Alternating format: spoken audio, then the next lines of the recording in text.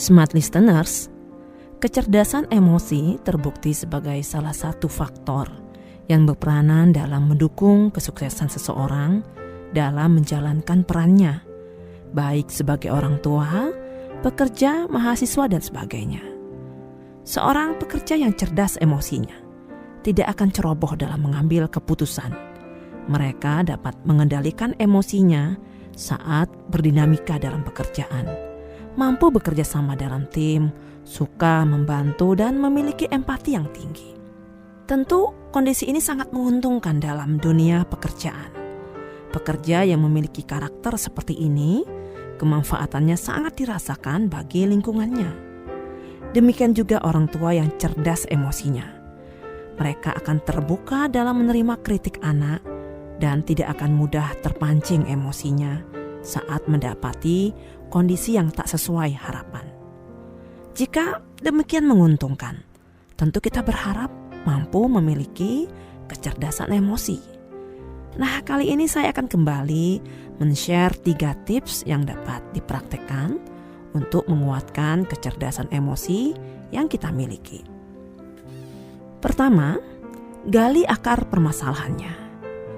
Tantangan tersulit dalam melatih kecerdasan emosi justru memahami orang lain. Kadang kita tidak memahami mengapa anak melakukan kesalahan, mengapa pasangan mengabaikan dan bersikap cuek, mengapa mertua tampak selalu cerewet. Maka yang perlu Anda lakukan adalah mengasah empati. Mengapa? Karena rasa empatilah yang dapat membuat Anda berpikir jernih menghadapi segala kesalahan dan ketidaknyamanan yang ditimbulkan oleh orang lain. Dengan empati yang mendalam, membuat kita mampu melihat segala sesuatu dari sudut pandang yang berbeda. Misalnya, saat anak atau pasangan sering melakukan kesalahan atau hal-hal yang tidak sesuai dengan harapan, maka itu artinya orang-orang yang kita cintai tersebut memerlukan pertolongan. Pertolongan untuk menarik mereka dari kesalahan tersebut. Untuk mengasah empati, tanyakan pada diri sendiri hal-hal seperti perasaan apa yang sedang disampaikan seseorang lewat tindakan atau kata-katanya. Mengapa seseorang merasa demikian? Apa yang mungkin dialami atau difikirkan olehnya tapi tidak kita ketahui? Mengapa aku tidak merasakan apa yang dia rasakan? Nah, dengan berusaha memahami orang lain, Anda pun bisa menggali akar permasalahan yang dihadapi oleh Anda dan orang lain tersebut, sehingga penyelesaian masalah akan jauh lebih mudah dan lancar. Kedua, berintrospeksi saat menerima kritikan.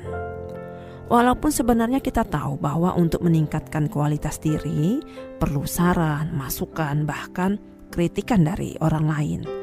Tapi tidak semua orang berlapang dada saat menerima kritikan, terlebih jika kritikan itu datang dari orang-orang yang kedudukannya dianggap lebih rendah, baik secara keilmuan, usia, dan pengalaman.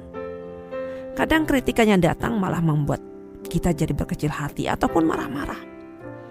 Kritikan dari orang lain artinya orang tersebut peduli dengan kita. Ini sudah poin kebaikan.